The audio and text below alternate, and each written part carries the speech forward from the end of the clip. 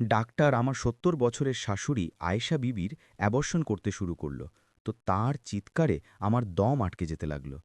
তিনি বিধবা হওয়ার ৩০ বছর পর গর্ভবতী হয়ে গিয়েছিলেন। শাশুড়ি ডাক্তারকে হাত লাগাতে দিচ্ছিলেন না। ডাক্তার বলল, তার মারা যাবেন। যখন আমার স্বামী আলী কড়া করে বলেছিল, চাই অ্যাবর্শনের সময় মারা যাক, আমার এর কোনো পরোয়া নেই। হঠাৎ অ্যাবর্শনের মাঝে আমার শাশুড়ি মারা গেলেন। আমি অবাক হয়ে গেলাম। শাশুড়ির ঘরে কেউ যেতই না, তাহলে তিনি গর্ভবতী হলেন কিভাবে? আমরা শাশুড়ির লাশ বাড়ি নিয়ে এলাম। যেই আমি তার খাট থেকে চাদর তুললাম, নিচে পড়ে থাকা জিনিসটা দেখে আমার কলিজা মুখে চলে এলো। আমি চিৎকার করে আলীকে ডেকে আনলাম, কারণ শাশুড়ি তো আমার শাশুড়ি জায়নামাজে বসে আল্লাহর জিকির করছিলেন। তিনি ৫ ওয়াক্তের নামাজি এবং অত্যন্ত আল্লাহভক্ত মহিলা ছিলেন, কিন্তু আজ তার মুখে এক অজানা ভয় ছিল। আলী, আমার স্বামী, আজ সকালে বাড়ি থেকে রাগে বেরিয়ে গিয়েছিল এবং বলে গিয়েছিল যে সে আজ সত্যি জেনে ছাড়বে। দরজা কোনো ঝড়ের মতো খুলল এবং আলী ভিতরে ঢুকল। তার চোখগুলো রক্তের মতো লাল ছিল। তার হাতে একটা সাদা খাম ছিল, যেটা সে টেবিলে রাখার বদলে জোরে মাটিতে ছড়ে দিল। আম্মা তসবি ছেড়ে দাঁড়িয়ে গেলেন। বেটা, সব ঠিক তো আছে? আলী পাগলের মতো চিৎকার করল। আম্মা, আপনি আমাদের কোথাও মুখ দেখানোর যোগ্য রাখেননি। আমি লজ্জায় জিজ্ঞেস করলাম, আলী, ডাক্তার কি বলেছে? সে আম্মার দিকে আঙুল তুলল। এটা আম্মার রিপোর্ট। আম্মা জীবিত অবস্থায় আমাকে মেরে ফেলেছে। আম্মা কাঁপা হাতে রিপোর্ট তুললেন। তার মুখ সাদা হয়ে গেল। এটা মিথ্যে আলী। আলী হঠাৎ চিৎকার করল। লোকেদের কটাক্ষ শুনে শুনে আমার কান পেকে গেছে। পাড়ার লোকেরা বলতো যে তোমার মায়ের ওপর নজর রাখো। আমি ভাবতাম এসব বাজে কথা বলে, আমার স্ত্রী বেহুদা, কিন্তু এই রিপোর্টও কি মিথ্যে? আমি তৎক্ষণাৎ বললাম, মিনা বলতো, আলী, আম্মারজির অসুস্থতা কিছু ঠিক লাগছে না। তিনি বারবার মাথা ঘুরে পড়েন, বমি করেন। আম্মা রিপোর্ট বুকে চেপে ধরলেন। রোজিনা, আল্লাহর ভয় করো। তুমিও একটা মহিলা, তুমি জানো এটা আমার পুরনো পেটের ব্যথা। আলী রাগে কাছে এলো। গুলদান তুলে দেয়ালে মারল এবং চিৎকার করে বলল, পেট! এই রিপোর্টে স্পষ্ট লেখা আছে পজিটিভ। ডাক্তার বলেছে মুবারক হো, আপনি বাবা হতে চলেছেন। এটা বলে সে দেয়ালে ঠোক্কর খেয়ে কাঁদতে লাগল। আমি কাকে মুবারক দেব? নিজের বাবার মৃত্যুর শোক পালন করব, না আপনার এই কাজের? আম্মার পায়ের তলায় মাটি সরে গেল। আলী, সচেতন হও বেটা। আমি তোমার মা, আমি তোমার বাবার বিধবা। আমার বয়স দেখো, লোকেরা কি বলবে? লোকেরা তো আগেই বলছিল। আমি কাঁপা কণ্ঠে বললাম, যখন থেকে আপনি লুকিয়ে লুকিয়ে হাকিমের কাছে যান। আরে আমি হাকিমের কাছে আমার পেটের আলসরের চিকিৎসা করাতে যাই। আম্মা কুরআন পাকের দিকে হাত তুললেন। আমি এই পবিত্র কালামকে হাতে তুলে বলছি, এসব মিথ্যা। কোনো ষড়যন্ত্র? আলী বেটা, আমার কথা শোনো। না, শুনতে চাই আমি কোনো কথা। আলী আম্মার হাত ঝাঁকিয়ে দিল। আপনি আজ আমাকে জীবন্ত কবর দিয়েছেন। আলী, ডাক্তার মিথ্যাবাদী হতে পারে, আমরা অন্য ডাক্তারের কাছে যাই। আমি বিরক্ত হয়ে বললাম, কেন? যাতে আপনি রাস্তায় অন্য গল্প গড়ে তুলেন? এটা শহরের সবচেয়ে বড় ডাক্তার, রিপোর্টগুলো মিথ্যা বলে না। আলী আম্মাকে বাহুতে ধরল। তার দোপাট্টা মাথা থেকে পড়ে গেল। আপনি আমার মৃত বাবার সম্মান মাটিতে মিশিয়ে দিয়েছেন। আম্মা কাঁদতে কাঁদতে অনুরোধ করতে লাগলেন, আল্লাহর জন্য আলী, আমার উপর অত্যাচার করো না। রোজিনা, তুমি ওকে বোঝাও। আমি ঠান্ডা উদাসীনতায় মুখ ফিরিয়ে নিলাম। আমার হৃদয় জানত হয়তো কিছু ভুল হচ্ছে, কিন্তু সেই মুহূর্তে আমি আমার জয়ে খুশি ছিলাম। এই বাড়িতে এখন আপনার জন্য কোনো জায়গা নেই। আলী রায় ঘোষণা করতে করতে মায়ের দিকে এমন করে তাকালো যেন তার হৃদয়ে কখনো ভালোবাসা নামক কোনো জিনিস ছিল না। আম্মা ভয়ে তার পায়ে পড়ে গেলেন। অসহায়ত্ব এবং ভয় তার কণ্ঠে কাঁপছিল। তিনি বারবার জিজ্ঞেস করছিলেন যে এখন তিনি কোথায় যাবেন, কোন দরজায় মাথা রাখবেন, কে তাকে আশ্রয় দেবে। কিন্তু আলীর হৃদয় পাথর হয়ে গিয়েছিল। সে তার মাকে এমন কটূক্তি করতে লাগল যেন তিনি কোনো অপরাধী। তারপর সে তাকে বাহু ধরে টেনে বাড়ির একটা অন্ধকার বন্ধ ঘরে নিয়ে গেল। সে কড়া স্বরে বলল যে আজ থেকে তিনি এই ঘরে বন্দী থাকবেন।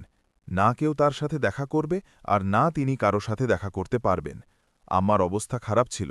কুণ্ডি লাগতেই তিনি চিৎকার করে উঠলেন। অন্ধকার থেকে ভয় পান।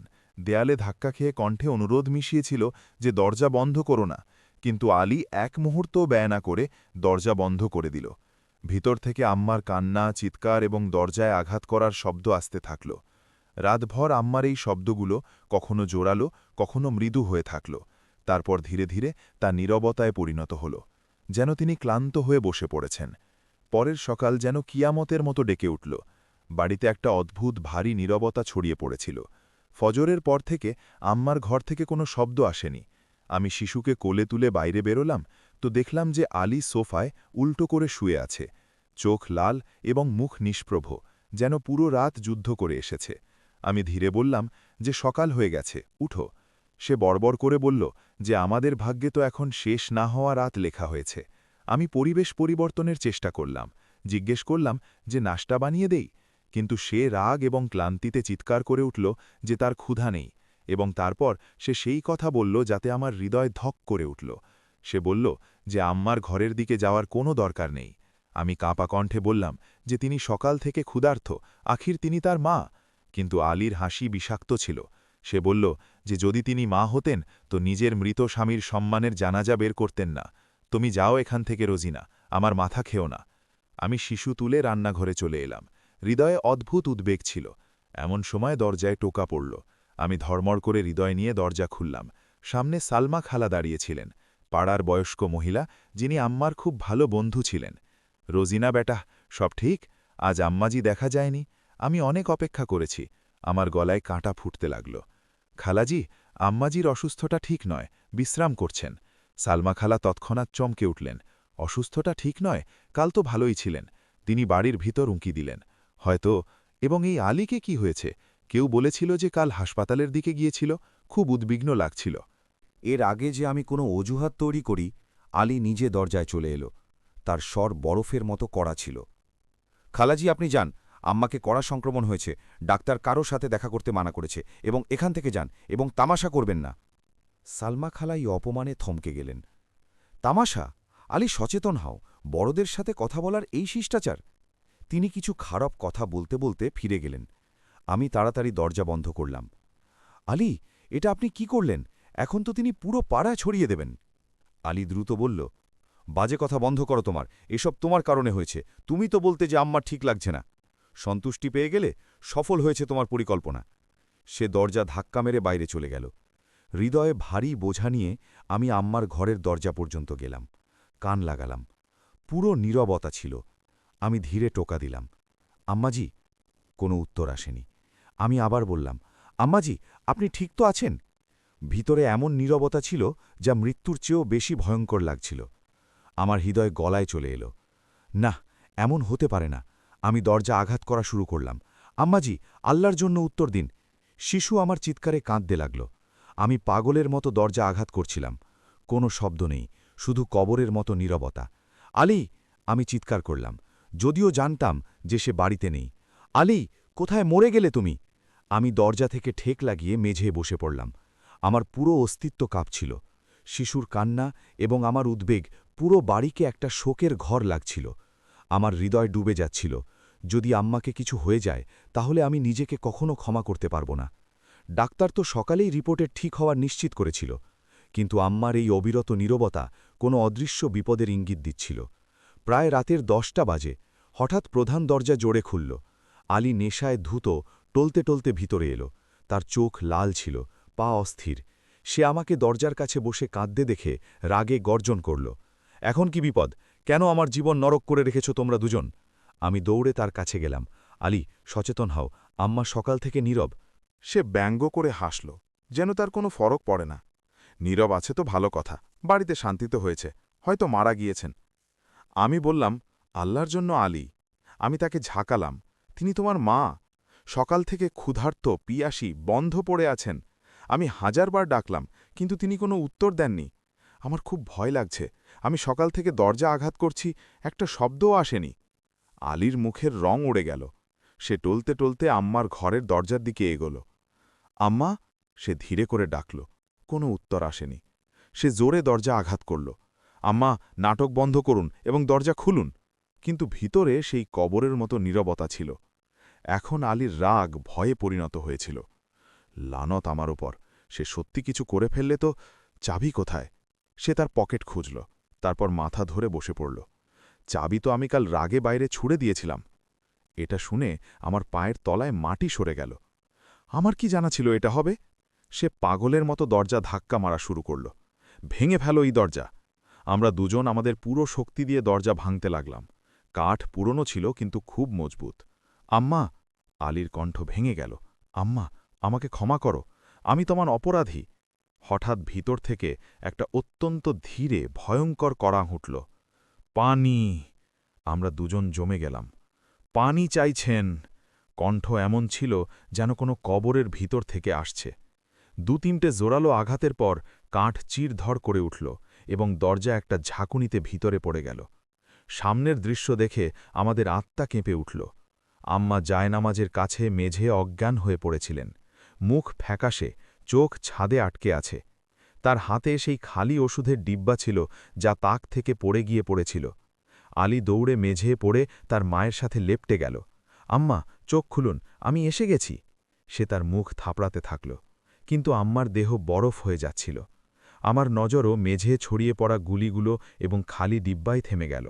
আপনার পুরো অনুচ্ছেদ, এটা সেই পেটের আলসারের ওষুধ ছিল। যা আম্মা সবসময় তার কাছে রাখতেন। এখনও আম্মার শ্বাস চলছিল এবং তাকে যত তাড়াতাড়ি সম্ভব হাসপাতালে পৌঁছনোই একমাত্র উপায় ছিল। আমার কণ্ঠ শুনে আলীর ভেতরের সব নেশা, সব রাগ এক মুহূর্তে অদৃশ্য হয়ে গেল। তার চোখে শুধু একটা চিত্র ছিল, মাকে হারানোর ভয়। সে লাফিয়ে আম্মাকে তুলে কোলে নিয়ে এলো। আমি দৌড়ে গাড়ির চাবি নিয়ে এলাম এবং আমরা দুজন তাড়াতাড়ি বাড়ি থেকে বেরিয়ে পড়লাম।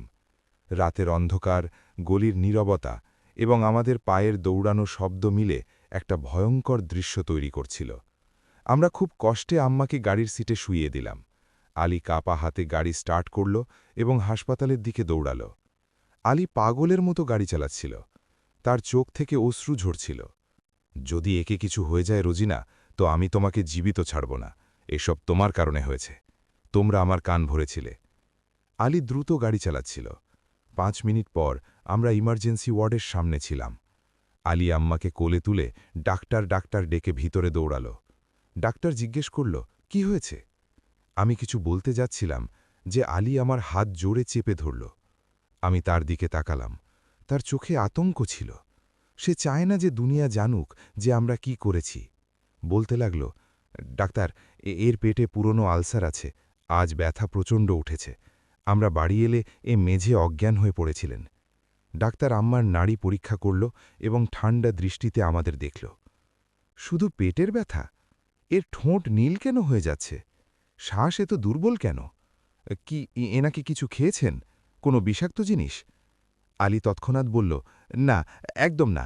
এটা শুধু ব্যথার কারণে। প্লিজ এনার চিকিৎসা শুরু করুন। আলী দেয়ালে ঠ্যাক লাগিয়ে পাথরের মতো দাঁড়িয়েছিল। তার দৃষ্টি ইমার্জেন্সি রুমের দরজায় আটকে ছিল। কিছুক্ষণ পর ইমার্জেন্সির দরজা খুলল। সেই যুবক ডাক্তার বাইরে এলো। মিস্টার আলী? আলী সোজা হয়ে গেল। ডাক্তার, তিনি ঠিক তো আছেন? ডাক্তার আমাদের একদিকে নিয়ে গেল। আমরা এর পেট পরিষ্কার করেছি। এনা সত্যি আলসারের ওষুধের অনেক বেশি পরিমাণ খেয়েছেন। কিন্তু কি? আলীর কণ্ঠ টলমল করে উঠল। ডাক্তার গভীর শ্বাস নিল। সমস্যা শুধু ওভারডোজের নয়, এনার রক্তের লেভেল খুব খারাপ। প্রচণ্ড অ্যানিমিয়া আছে, যকৃতের অবস্থাও ঠিক নয়। এবং একবার ডাক্তার রিপোর্ট দেখাল, এইচসিজি লেভেল অনেক বেশি। আমি এবং আলী একে অপরের দিকে তাকাতে লাগলাম। এইচসিজি? ডাক্তার বলতে লাগল, জি, এটা সেই হরমোন যা গর্ভধারণের নিশ্চিত করে। আলী তৎক্ষণাৎ পকেট থেকে সেই ভাঁজ করা রিপোর্ট বের করল। ডাক্তার, এটা দেখুন, ডাক্তার রহমান দিয়েছিল। আমরা এই কারণেই উদ্বিগ্ন ছিলাম যে হয়তো এটা। ডাক্তার ঝাঁকুনি দিয়ে রিপোর্ট তার হাত থেকে নিল। সে অবাক হয়ে গেল। Doctor Rahman, gynaecologist? আপনি একে গাইনি ডাক্তারের কাছে নিয়ে গিয়েছিলেন? আমি উত্তর দিলাম, জি, একে বমি আসত, মাথা ঘুরত। ডাক্তার চোখ বন্ধ করল। আলী বড় বড় করে বলল, আমার মা অপরাধী ছিল? হ্যাঁ, এসব মিলিত। এরা আমাকে পাগল করতে চায়। আমি সাহস করে বললাম, আলী, সেই ডাক্তার সত্য বলছিল। আমাদের অনেক আগেই আম্মার কথায় বিশ্বাস করা উচিত ছিল। কিন্তু আমরা অপরাধ করেছি এবং তার ফল এখন আমাদের সামনে ছিল। আমি এই কথা বলছিলাম যে আলী পিছনে ফিরে আমাকে দেখল এবং আমার বাক্যের মাঝে জোরালো চড় আমার মুখে মারল। আমার শিশু আমার কোলে কাঁদছিল এবং আমিও শিকে থামাতে পারছিলাম না। সময় অতিবাহিত হল। 1 ঘণ্টা 2 ঘণ্টা হয়ে গেল। রাত শুরু হল। শিশু কাঁদতে কাঁদতে আমার কোলে ঘুমিয়ে পড়ল। ফজরের কিছু আগে আইসিইউর দরজা খুলল এবং সেই ডাক্তার বাইরে এলো। তার মুখ নিভে গিয়েছিল, কাঁধে যেন বোঝা ছিল। ডাক্তার ভারী শ্বাস নিল এবং ধীরে বলল, আমরা একে বাঁচাতে পারিনি। এই শব্দ কোনো বিস্ফোরণের মতো কানে গুঞ্জরিত হল। ডাক্তার দুঃখ করে বলল যে আম্মার অঙ্গ একে একে কাজ করা ছেড়ে দিয়েছিল। ক্যান্সার শেষ স্টেজে ছিল। গত দুদিনের ক্ষুধা, পিয়াস, ধাক্কা এবং ওষুধের অতিরিক্ততা তার দেহের শেষ শক্তিও শেষ করে দিয়েছিল। আলী ডাক্তারের কথা শুনল এবং হঠাৎ একটা ভয়ঙ্কর পাগলের মতো হাসতে লাগল। না, আমার মা মরতে পারে না, তোমরা সবাই মিথ্যা বলছ। ডাক্তার অসহায় উত্তে তাকে বাস্তবতা মেনে নিতে বলল, কিন্তু আলীর হাসি থেমে গেল। সে ঝাঁপিয়ে ডাক্তারের কলার ধরে বসল। কোথায় সেই রিপোর্ট, সেই ক্যান্সারের রিপোর্ট? প্রমাণ দেখাও, তোমরা আবার মাকে মেরেছ। ডাক্তার নিজেকে ছাড়িয়ে বলল যে লাশ নেওয়ার জন্য কাগজপত্রে সই করতে হবে। সে নার্স থেকে একটা মোটা ফাইল নিল এবং আলীর দিকে বাড়িয়ে দিল। আলী ফাইল ছো মারল। তার হাত কাঁপছিল। সে ফাইল খুলল না, শুধু তাকে বুকে চেপে ধরল। আমি কাঁদতে কাঁদতে বললাম, আলী আম্মা আমাদের ছেড়ে গেলেন। আলী কিছু না বলে করিডরে এগিয়ে গেল। আমি ডাকলাম, আলী থামো, কিন্তু সে থামল না। হাসপাতালের অন্ধকার করিডরে হারিয়ে গেল। আমি আমার ঘুমন্ত শিশুকে বুকে চেপে হাসপাতালের ঠান্ডা বেঞ্চে পাথর হয়ে বসে রইলাম। জানি না কতক্ষণ, শেষে নার্স এসে আমাকে ঝাঁকালো, বিবি, লাশ নেওয়ার কাগজপত্রে সই করতে হবে। আমার গলা শুকিয়ে গেল। আমার স্বামী এখনই আসবে। কেউ আসবে না, সকাল থেকে আপনি এখানে বসে আছেন, আমাদের প্রক্রিয়া করতে হবে। নার্স অসহায়ত্বে বলল। আমি কাঁপা হাতে কাউন্টার পর্যন্ত গেলাম। যে কাগজপত্রে সই করলাম তাতে লেখা ছিল যে আমার শাশুড়ির মৃত্যু ক্যান্সার এবং দেহের অঙ্গ ফেল হওয়ার কারণে হয়েছে। আমি আমার অত্যাচারে, আমার অপরাধে একটা সরকারি ছাপ লাগিয়ে দিলাম। লাশ বাড়ি নেওয়ার জন্য আমার কাছে টাকা ছিল না। আমি কাঁদতে কাঁদতে আমার কান থেকে কানের দুল খুলে নার্সকে দিয়ে দিলাম, যাতে অ্যাম্বুলেন্সের ব্যবস্থা হয়। যখন আম্মার লাশ বাড়ি পৌঁছল তো পাড়ায় হাহাকার পড়ে গেল। সালমা খালা, যাকে কাল আলী তিরস্কার করেছিল, সবচেয়ে প্রথমে দৌড়ে এলেন এবং আম্মার মুখ দেখতেই বুক পেটাতে লাগলেন। আমি বলতাম, কিছু গোলমাল আছে, হায় রোজিনা, এটা কি করলে তোমরা? আমি কি উত্তর দেই? আমি লাশের কাছেই পড়ে গেলাম। খালাজি, আম্মা আমাদের ছেড়ে গেলেন। সালমা খালার আগে বললেন, ছাড়েনি, মেরে ফেলা হয়েছে। এর মুখেই ভয় কেন, হাতেই চিহ্ন কিভাবে? লোকেরা বিশেষ করে আমাকে অপরাধী দৃষ্টিতে ঘুরছিল। বাড়িতে কোরআনখানি শুরু হলো, কিন্তু আলীর কোনো খোঁজ নেই। সে আসরের সময় এলো। পুরো বাড়ি নীরব হয়ে গেল। মহিলারা তাকে দেখে কেঁপে উঠল। সে সকালের আলী নয়। চোখে সে, চুল এলোমেলো, কামিজের বোতাম ছিঁড়ে গিয়েছে এবং হাতে হাসপাতালের সেই ফাইল। সে সোজা সোজা মায়ের লাশের কাছে গেল। কিছু মুহূর্ত তাকে দেখতে থাকল, তারপর ফিরে আমার দিকে তাকাল। এসব মিথ্যা, এসব তুমি এবং ডাক্তার মিলে করেছ। সে ফাইল হাওয়ায় লহরিয়ে পাগলের মতো চিৎকার করতে লাগল। তোমরা আমার মাকে মেরেছ, আমি প্রমাণ নিয়ে আসব। ডাক্তার রহমানের রিপোর্ট, সেটা যাতে লেখা ছিল যে তিনি অপরাধী। এটা শুনে সেখানে বসা মহিলারা কানে হাত লাগাল। আলী থামো, আমি কাঁদতে কাঁদতে বললাম, আল্লাহর জন্য এখন তো আম্মার সম্মান রাখো। আমরা অপরাধী, আমরা তার উপর অভিযোগ লাগিয়েছিলাম। আলী হেসে উঠল। অভিযোগ? আমি এখন সত্য প্রমাণ করছি। সে আম্মার লাশের পায়ে মেঝে বসে পড়ল এবং পাগলের মতো ফাইলের পাতা উল্টাতে লাগল। তার শুধু একটা উদ্দেশ্য ছিল, ডাক্তার রহমানের সে রিপোর্ট খুঁজে বের করা, যা তার অপরাধকে যুক্তিযুক্ত করবে। এটা নয়, এটাও নয়, কোথায় আছে? ফাইলে দুটা রিপোর্ট ছিল, একটা সেটা যাতে শুরুতে গর্ভধারণের সন্দেহ প্রকাশ করা হয়েছিল, এবং দ্বিতীয়টা সেই চূড়ান্ত রিপোর্ট যা যুবক ডাক্তার তৈরি করেছিল। আলী দুটা রিপোর্ট মেঝে রাখল।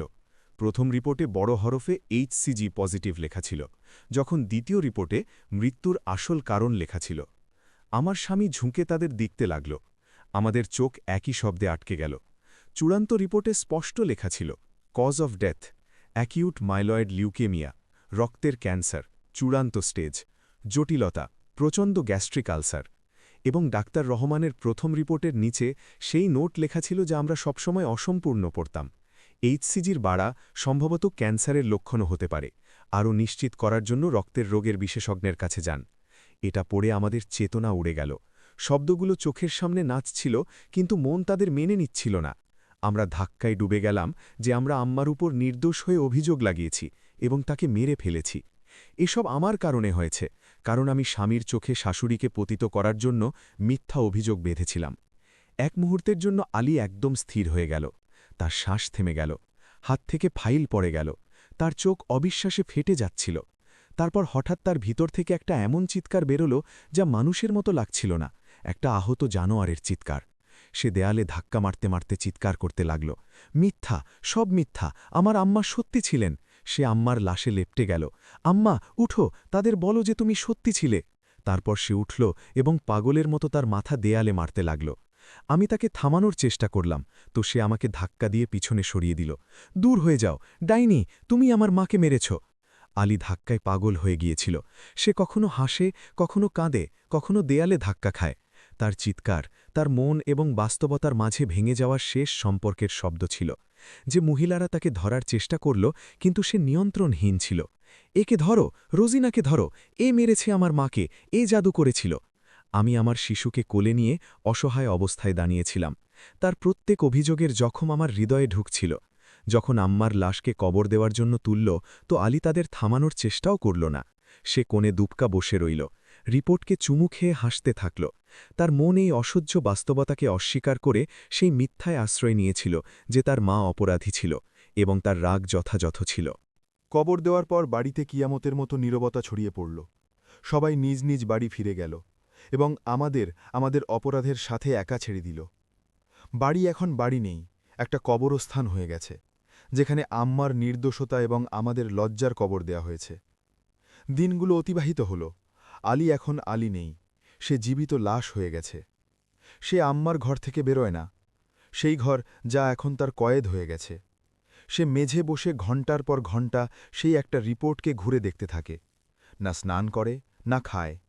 আমি খাবার রাখি তো সে প্লেট দেয়ালে মেরে ফেলে, নিয়ে যাও, এটা বিষ।